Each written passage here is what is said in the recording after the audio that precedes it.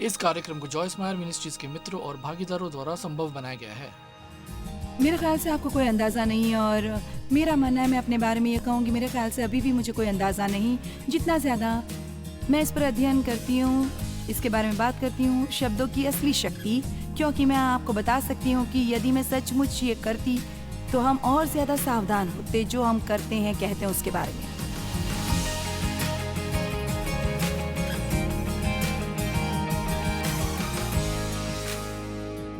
आप परमेश्वर से ये अपेक्षा कैसे कर सकते हैं कि आप अपने मुंह का इस्तेमाल करें दूसरे लोगों की जीवन शैली को बदलने के लिए, जब आप अपने मुंह का इस्तेमाल लोगों की निंदा करने में, उनका अपमान करने में, उनकी चुगली करने में करते हैं और नकारात्मक होने में। चलिए भी, हमारे शब्दों का हमारे जीवन के अभिषेक पर बहुत असर होता है और दूसरे वरदानों पर भी। भविष्यवाणी, बोलियों की व्याख्या। भाई, हम बोलियां बोलने लगते हैं तो हर कोई, मैंने योजना बनाई है कि अगले साल मैं कभी आत्मा के वरदानों पर उपदेश दूंगी। मुझे अपनी सही जगह चुननी है, क्योंकि आप जानते हैं कि हमारे पास नहीं, हमारे पास है। मेरी तरह की मिनिस्ट्री में हमारे यहाँ हर डिनोमिनेशन के लोग आते हैं, इसलिए मैं बुद्धिमानी करने की कोशिश करती हूँ और मैं आपकी मदद करने से पहले आपको डराना नहीं चाहती। इसलिए मैं बोलियों में बात करती हूँ। मैं करती रही हूँ 40 साल से ज़्यादा समय से। शायद समय आ गया है कि संसार जान ले, तो इसलिए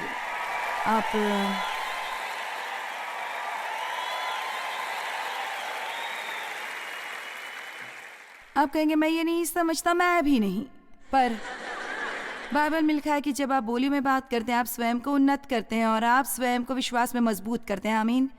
तो ये एक अलौकिक वरदान है। आप अलौकिक बातों को समझा नहीं सकते। तो कुछ लोग हैं जो ये कहने की कोशिश करते हैं कि वरदान आरंभिक कलीसिया के साथ ही चलेगा। खैर, अगर उन्हें इसकी ज़रूरत होती तो आखिर आज हमें इसकी ज़रूरत क्यों है?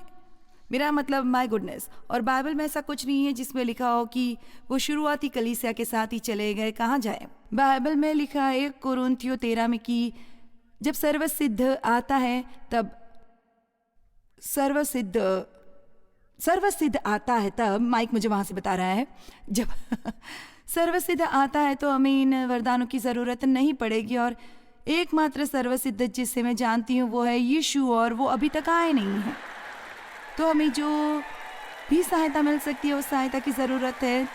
तब मुझे अलौकिक पवित्र आत्मा की अलौकिक सामर्थ्य की ज़रूरत है, उस सड़न से ऊपर रहने के लिए जो आज संसार में व्याप्त पड़ी हुई है। आमीन। तो जब आप पवित्र आत्मा द्वारा अभिषिक्त होते हैं, आप स्वयं को ऐसी बातें करते पाते हैं जिसका आपके लिए भी कोई तुक नहीं बनता। जानते हैं, ये कुछ इस तरह की है, मैं 40 की नहीं हूं, मैं 75 साल की हूं।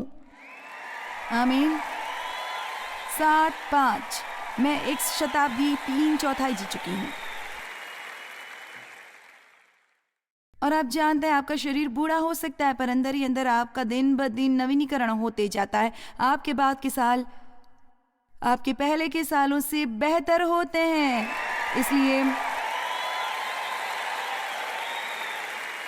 पुरानी बातों से हट जाइए। कोई भी इतना जवान या इतना बूढ़ा नहीं है कि परमेश्वर उनका इस्तेमाल न करे। और कोई भी, मैंने मिनिस्ट्री तब शुरू की जब मेरे 3 किशोर बच्चे और एक शिशु मेरी गोद में था। मुझे ये ना बताइए कि आपके पास बहुत बच्चे और आप परमेश्वर के लिए कुछ नहीं कर सकते। जब परमेश्वर कुछ करने के लिए आपका अभिषेक करते हैं, आप ऐसी बातें कर डालोगे जो आप सोच भी नहीं सकते कि आप कर सकते हैं। लेकिन सच में मेरा ऐसा कुछ करने की मंशा नहीं थी, पर चलिए भी करते हैं।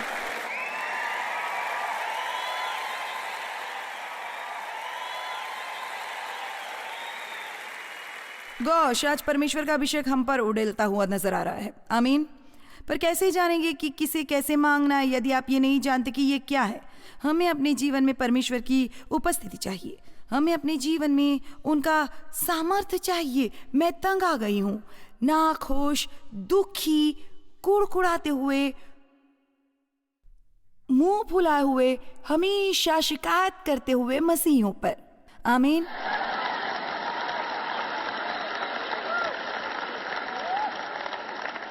तो आप कम हो। तो जब पेंताकुस्त के दिन पवित्र आत्मा उड़ेला गया, पहली बात जो उसने की वो ये थी कि उसने उनके मुंह को छुआ। तो मेरे ख्याल से हमें उस पर कुछ ध्यान देने की ज़रूरत है। आप जानते हैं इसका कोई कारण है। और पौलुस कहता है, बस यहाँ थोड़ा उस पर जाते हैं। पौलुस ने कहा किसी को भी अन्य भाषा बोलने से मना ना करो। तो यदि कोई भी आपसे ये कहता है उफ तुम ऐसा नहीं कर सकते, उनसे कहो प्रेरित पौलुस ने कहा कि मैं कर सकता हूँ।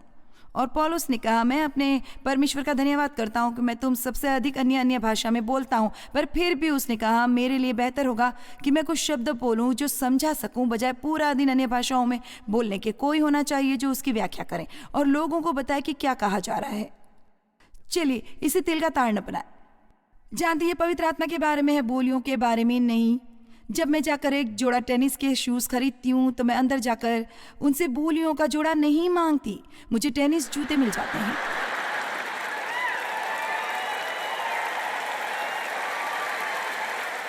ओह माय गॉश, मैं यहाँ स्वयं को ज़्यादा ही परेशानी में डाल रही हूँ। जब आप पवित्र आत्मा को ढूंढते हैं तो वो आपको वरदान देगा भलाई के लिए इस्तेमाल करने को और सबके लाभ के लिए, जैसा वो तय करता है और इच्छुक है। इसलिए मत कीजिए। आपको अन्य वरदानों के बारे में ज़्यादा बढ़ाने चढ़ाने की ज़रूरत नहीं। आप बस पवित्र आत्मा ढूंढ सकते हैं। आप परमेश्वर को ढूंढिए इससे पहले कि आप जान पाए आप अलौकिक सामर्थ्य में चल रहे हैं और आपके पास वो हर चीज़ होगी जो आपको करने की ज़रूरत है, जिसे परमेश्वर ने आपसे करने को कहा है। आमीन। All right. तो मैं बस आपसे ये कहना चाहूँगी, यदि आप वहाँ बैठे हैं और आप कह रहे हैं काश मैं जानती कि तुम उस लेडी के बारे में क्या बात कर रही हो, पर मुझे कोई अंदाज़ा नहीं है, मैं खुद को उतना ही खोया हुआ पाती हूँ जितना हो सकता है।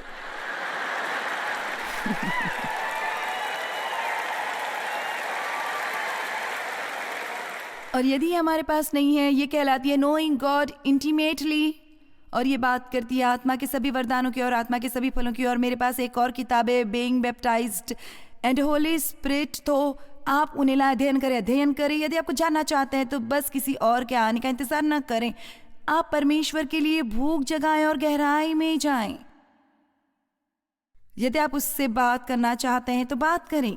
घर जाइए, एक और कंकोडेंस निकालिए और माय गॉश, आप खैर आज तो आप गूगल से कुछ भी पूछ सकते हैं और देखिए कि क्या निकल कर आता है और खुद सभी शास्त्र वचनों को देखिए। आप ये पाएंगे कि ये बाइबल में है। आपको बिना सामर्थ्य के जीने की ज़रूरत नहीं।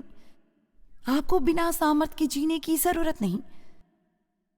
परंतु जब पवित्र आत्मा तुम पर आएगा तब तुम सामर्थ्य पाओगे और यरूशलेम और सारे यहूदियों और सामरिया में और पृथ्वी की छोर तक मेरे गवाह होगे। जब पवित्र आत्मा हम पर आता है तो हमें सामर्थ्य मिलनी चाहिए, स्वयं को नियंत्रित करने की सामर्थ्य और स्वयं को अनुशासित करने की और वो करने की जो परमेश्वर चाहते हैं कि हम करें।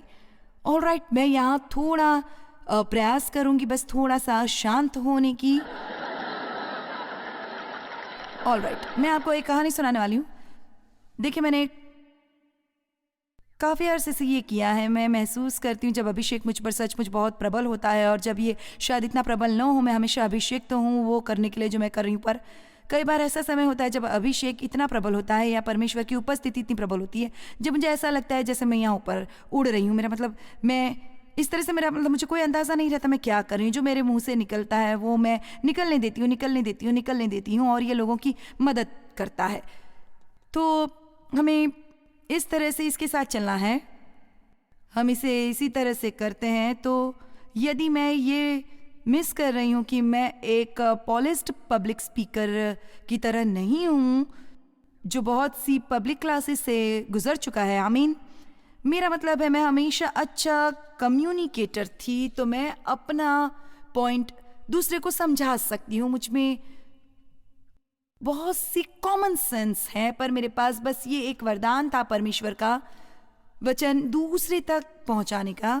पर क्योंकि मैं बाकी का तो वो तामझाम नहीं करती, जानते यदि ये काम नहीं करता तो मैं रुककर एक महान गीत नहीं गा सकती थी और बस हर एक को हैरान करती। मैं आपको बता रही हूँ कि मुझ में परमेश्वर का अभिषेक होना ही चाहिए, वरना मैं गंभीर मुसीबत में पड़ जाऊंगी। ओके, जब मेरे पास वो नहीं होता, यदि मुझे लगता है अभिषेक प्रबल नहीं है, तब मैं ख़त्म करने तक इंतज़ार नहीं कर सकती। पर यदि मैं घड़ी देख रही हूँ कि जब तक मैं इंतज़ार नहीं करती हूँ इसे ख़त्म कर देने का, मैं जान जाती हूँ कि मैं मुसीबत में हूँ। तो ये मेरे साथ तकरीबन कभी नहीं होता, पर कभी कभी यदि परमेश्वर मेरा ध्यान दिलवाना चाहते हैं किसी और तो वो करेंगे, आप नहीं ये जानते पर मैं ये जानती हूँ। तो बहुत साल पहले समय एक छोटे से अंतराल से गुजरी हूँ जहाँ मैं शिक्षा दे रही थी, जैसा मैं हमेशा देती हूँ। तो मुझे बस महसूस हुआ कि बिल्कुल भी अभिषेक नहीं है और मुझे इससे नफ़रत हुई। नफ़रत नफ़रत नफ़रत, मुझे ऐसा महसूस हुआ कि मैं जो कुछ कर रही हूँ उसका कोई तुक नहीं। तो मैं डेव से कहती, मुझे बस ऐसा महसूस हो रहा है कि मुझ पर कोई अभिषेक नहीं है। वो कहता, तुम क्या कर रही हो, तुम खुश हो, तुम पर है परमेश्वर का अभिषेक। तो ये कुछ समय तक चलता रहा, जब मैं बाहर जाती और बोलती, और अंत में बस मैंने डेव से कहा, मैंने कहा मुझे पता नहीं कि मुझ में क्या खराबी है, पर मैं ठीक से नहीं कर पा रही हूँ। मैं बस परमेश्वर को पुकार रही थी कि दिखाए कि क्या खराबी है, दिखाए कि क्या गलत है, और उन्होंने मुझे कभी कुछ नहीं दिखाया। खैर अगले दिन डेव ने कहा, मेरे ख्याल से परमेश्वर ने मुझे दिखाया कि क्या खराबी है।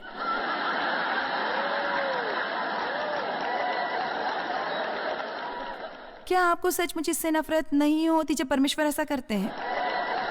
मैं नहीं चाहता कि वो तुम्हें बताए कि क्या खराबी है। मैं चाहता हूँ कि तुम मुझे बताओ कि क्या खराबी है और इसे अपनी ओर से मेरे बीच में रखो। खैर जिस मिनट उसने कहा मैं पहले ही समझ गई अपना सब। ओ हाँ, जैसे कि पता है कि सब गलत है, तुम मुझे बताने वाले हो कि क्या गलत है। तो उसने कहा, तो मैंने कहा ठीक है, वो क्या है बताओ। और उसने कहा, जानती हो उस दिन जब तुम फला फला के बारे में बात कर रही थी, ये असल में एक प्रीचर था जिसे मैं जानती हूँ, और तुमने कहा, और मैंने उसकी प्रीचिंग के बारे में कुछ अच्छी बातें नहीं कही थी, इसलिए मैंने सोचा कि वो एक किस्म से बड़बड़ाता रहा और बहुत सी अलग अलग दिशाओं में जाता रहा, और असल में उसने अपना पॉइंट खत्म भी नहीं किया। पर परमेश्वर उससे निपट नहीं रहे थे।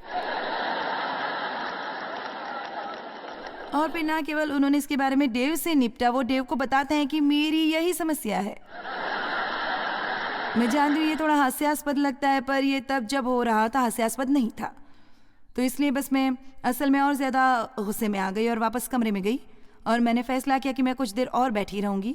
इसलिए मैंने कुछ दिन लिए। परमेश्वर मुझे ले गए याकूब 3:1-10 पर। तो मैं आपके लिए पढ़ने के लिए तैयार हो रही हूँ। मुझ में से बहुत उपदेशक न बने क्योंकि जानते हो, क्योंकि हम उपदेशक और भी दोषी ठहरेंगे। तो मैं इसका बाकी का हिस्सा थोड़ी देर बाद आपके लिए पढ़ूंगी एक और मकसद के लिए। पर इसका निचोड़ ये है, मैंने असल में एक बहुत बुरी बात की थी परमेश्वर के वचन के उपदेशक के रूप में किसी और व्यक्ति के बारे में, और नीचा दिखाने की बात करके जो परमेश्वर के वचन का प्रचार कर रहा था। हमें किसी पर दोष लगाने की ज़रूरत नहीं, पर यदि आप मुसीबत में पड़ना चाहते हैं तो आप जाओ और किसी का न्याय करो जो वही काम करता हो जो आप कर रहे हैं। शायद आप चर्च के क्वायर में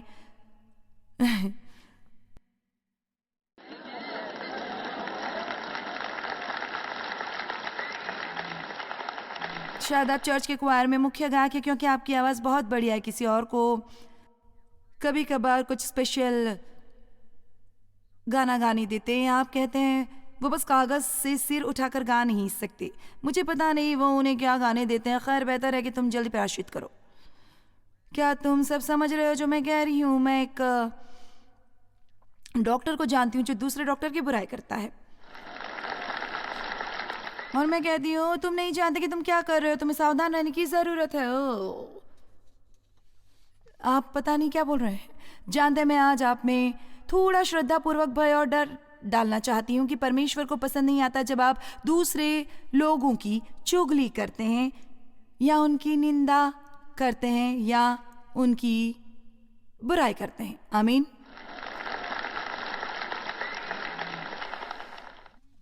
तो मैं समझ गई। मैंने परमेश्वर को सुना। मैंने केवल अपने जीवन में एक बार और ये तय किया, और उससे कुछ वर्षों बाद इसी तरह की परिस्थिति और वही नतीजा। कई बार परमेश्वर को बार बार हमें बातें सिखाने की ज़रूरत होती है।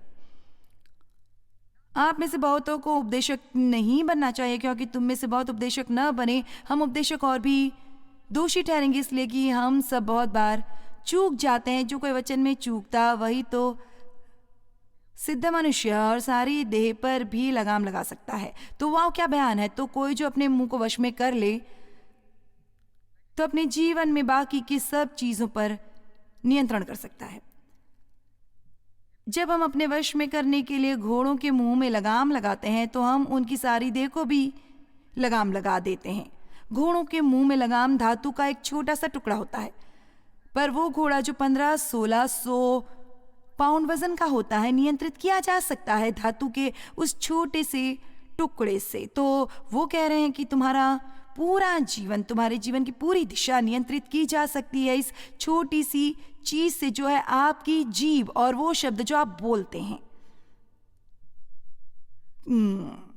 क्या आज किसी को इसकी जरूरत है? ठीक है। देखो, जहाज भी यद्यपि ऐसे बड़े होते हैं और प्रचंड वायु से चलाए जाते हैं तो भी एक छोटी सी पतवार के द्वारा माझी की इच्छा के अनुसार घुमाए जाते हैं। तो जहाज का कप्तान जहाज के एक भाग में खड़ा हो सकता है और एक पहिए से उस महाकाय जहाज को निर्देशित कर सकता है एक छोटे से रडार से जिसे कोई देख भी नहीं सकता। मेरे ख्याल से आपको कोई अंदाजा नहीं है, और मेरा मानना है, मैं अपने बारे में ये कहूंगी, मेरे ख्याल से अभी भी मुझे कोई अंदाजा नहीं, जितना ज़्यादा मैंने इस पर अध्ययन किया है, इसके बारे में बात की है, शब्दों की असली शक्ति। क्योंकि मैं आपको बता सकती हूँ कि यदि मैं सचमुच ये किया करती तो हम और ज़्यादा सावधान होते, हम जो कहते हैं उसके बारे में और ज़्यादा सावधान रहते जो करते हैं। आमीन। अब कंकोडस निकाली और देखिए, हम चलो नीति वचन लेते हैं। नीति वचन पढ़िए और मुंह के बारे में हर वचन और शास्त्र वचन पर हाईलाइट कीजिए। इसे अधिक महत्वपूर्ण कुछ भी नहीं है जिस तरीके से हम सोचते हैं, जिस तरीके से हम बात करते हैं और जैसे बोलते हैं। आमीन। वचन 5, वैसे ही जीभ की एक छोटा सा अंग है और बड़ी बड़ी डींगे मारता है। देखो, थोड़ी सी आग से कितने बड़े वन में आग लग जाती है। जीभ भी एक आग है। जीभ हमारे अंगों में अधर्म का एक लॉक है और सारी देह पर कलंक लगाती है और बहुत चक्र में आग लगा देती है और नरक कुंड की आग से जलती रहती है। खैर, तो आपको कैसा लगा ये? क्योंकि हर प्रकार के वन, पशु, पक्षी और रेंगने वाले जंतु और जलचर तो मनुष्य जाति के वश में हो सकते हैं और जो हो भी गए हैं, पर जीभ को मनुष्यों में से कोई भी वश में नहीं कर सकता। वो एक ऐसी बला है जो कभी रुकती ही नहीं। वो प्राणनाशक विष से भरी हुई है। इसी से हम प्रभु पिता की स्तुति करते हैं और इसी से मनुष्यों को जो परमेश्वर के स्वरूप में उत्पन्न हुए हैं श्राप देते हैं। तो क्या आप ये समझिए, हम यहाँ आते हैं और यहाँ हम अपना स्तुति गीत गाते हैं। मुझे वो गीत बहुत पसंद है, ओवर डिफेंडर। आपको बस उतना ही करना है कि सर झुका दो। आप बस इतना ही करते हैं कि उनकी स्तुति करो, आप बस उनकी भक्ति ही करें, और हमें वो गीत बहुत पसंद है। पर फिर यदि आपने ये संदेश न सुना होता तो आप ये नहीं करेंगे। यदि आपने ये संदेश न सुना होता तो एक संभावना है कि यहाँ से कोई चला गया होता और आप किसी के साथ घर तक गाड़ी में गए होते और इसके बारे में बात किए होते। खैर, मेरे ख्याल से उसने बहुत ज़्यादा देर तक बात किया। मेरे ख्याल से उसने बहुत ऊंचे स्वर में बात की। आप जानते हैं, जो भी मेरा मतलब है, हम चर्च जाया करते थे और फिर हम अपने दोस्तों के साथ लंच पर बाहर जाया करते थे और पास्टर को लंच के लिए बुलाते थे। ये लंच का मजाक यही होता था कि चर्च में हर एक के बारे में गॉसिप होती थी, क्योंकि जीभ ऐसी कठोर होती है जिस पर नियंत्रण करना बहुत कठोर होता है। ये ऐसा क्यों है कि हम इंतज़ार नहीं कर पाते उन चीज़ों को बताने का जो हमने अभी अभी सुने। खासकर ये जब बुरी बात हो। मुझे आपके लिए ये पढ़नी दीजिए, मैंने सोचा ये सचमुच बहुत अच्छा है। प्राचीन ग्रीस में सुकरात बहुत सम्मानित व्यक्ति था जिसे सबसे ज्यादा ज्ञान था। एक दिन एक जानने वाले ने इस महान दार्शनिक से मुलाकात की और कहा, जानते हैं, अभी अभी मैंने तुम्हारे एक मित्र के बारे में क्या सुना है। रुको एक मिनट, सुकरात ने जवाब दिया। मुझे कुछ बताने से पहले मैं चाहूंगा कि तुम भी एक छोटी सी परीक्षा पास करो। मैं इसे ट्रिपल फिल्टर परीक्षा कहता हूँ, ट्रिपल फिल्टर, ये सही है। सुकरात ने आगे कहा, इससे पहले कि तुम मेरे मित्र के बारे में बात करो, ये बेहतर आइडिया होगा कि तुम एक्शन लो और उससे फिल्टर करो जो तुम कहने वाले हो। इसी के लिए मैं इसे कहता हूँ ट्रिपल फिल्टर टेस्ट। पहला फिल्टर है सच्चाई। क्या तुमने बिल्कुल भी सुनिश्चित कर लिया है कि जो तुम बताने वाले हो वो सच है? नहीं। फिर उस आदमी ने कहा, असल में ये कुछ ऐसी बात थी जो मैंने सुनी। ऑल राइट, सुकरात ने कहा, तो तुम सचमुच ही जानते भी नहीं कि ये सच है या नहीं। तो चलो सेकंड फिल्टर आजमाते हैं।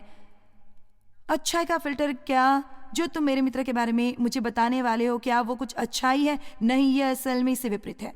तो सुकरात आगे कहता है, तुम उसके बारे में कुछ बुरा बताना चाहते हो पर तुम्हें सुनिश्चित भी नहीं कि ये सही है। खैर, फिर भी तुम टेस्ट पास कर जाओ, हालांकि क्योंकि एक फिल्टर बाकी बचा है, फायदेमंद होने का फिल्टर। जो तुम मुझे मेरे मित्र के बारे में बताने वाले हो, क्या वो मेरे लिए फायदेमंद होने वाला है? खैर नहीं, सचमुच नहीं। खैर, सुकरात ने निष्कर्ष निकाला,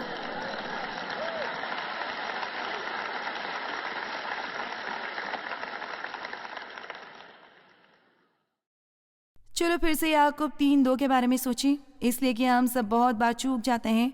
जो कोई वचन में चूकता वही तो सिद्ध मनुष्य है और सारी देह पर भी लगाम लगा सकता है। मत्ती 12:34-35, क्योंकि जो मन में भरा है वही मुंह पर आता है। उफ, मेरे कहने का ये मतलब नहीं था, इसे वहां होना चाहिए। ओ, बाहर आने के लिए। आमीन। और जितना ज्यादा आप किसी बात के बारे में सोचते हैं तो बहुत संभावना है कि आप इसे कहेंगे ही, हे सांप के बच्चों, तुम बुरे होकर क्यों कर अच्छी बातें कह सकते हो? क्योंकि जो मन में भरा है वही मुंह पर आता है। भला मनुष्य मन के भले भंडार से भली बातें निकालता है और बुरा मनुष्य बुरे भंडार से बुरी बातें निकालता है। तो वो कह रहा है कि यदि तुम स्वयं को सुनो पर या तुम अन्य लोगों को सुनो, आप जल्द ही पता लगा सकते हो कि वो किस किस्म का इंसान है। खुद की सुने और आप खुद को जानने लगेंगे। इतना ही इसके बारे में।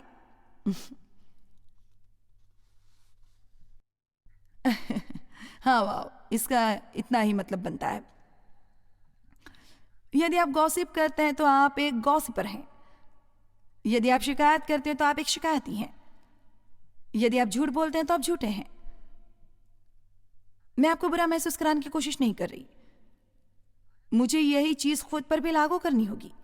मैं इन सपने के संसार में नहीं जीना चाहती कि एक बढ़िया मसीही हूं।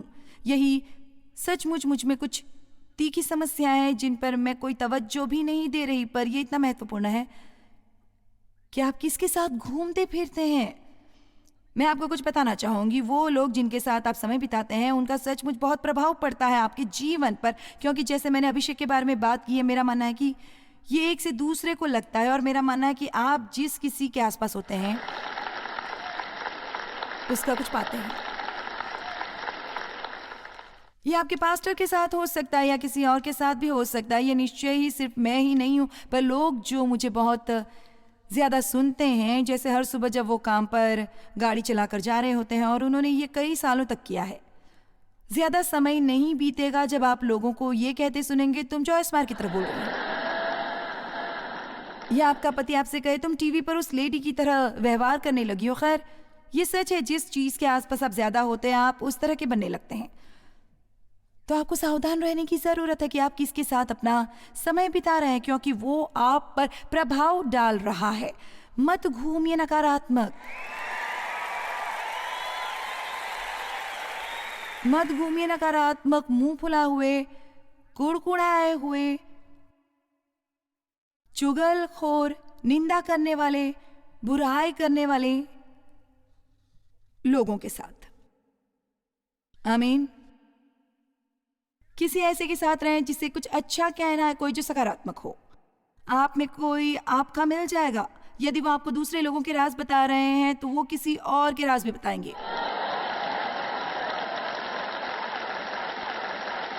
हे परमेश्वर, हम प्रार्थना करते हैं कि आप उस पवित्र अग्नि से हमारी जीभ को छुएंगे, हमारे मुंह को शुद्ध करेंगे हे परमेश्वर, और हमें अपनी महिमा के लिए इस्तेमाल करें।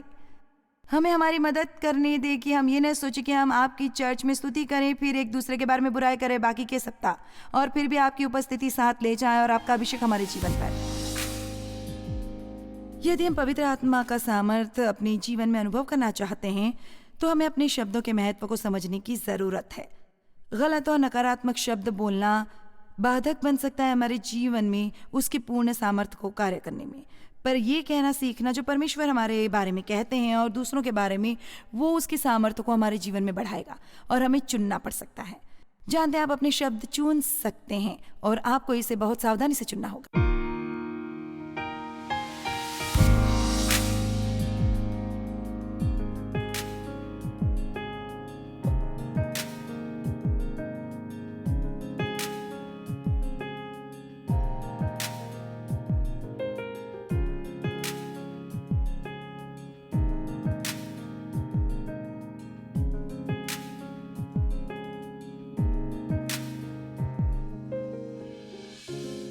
इस कार्यक्रम को जॉयस मायर मिनिस्ट्रीज के मित्रों और भागीदारों द्वारा संभव बनाया गया है।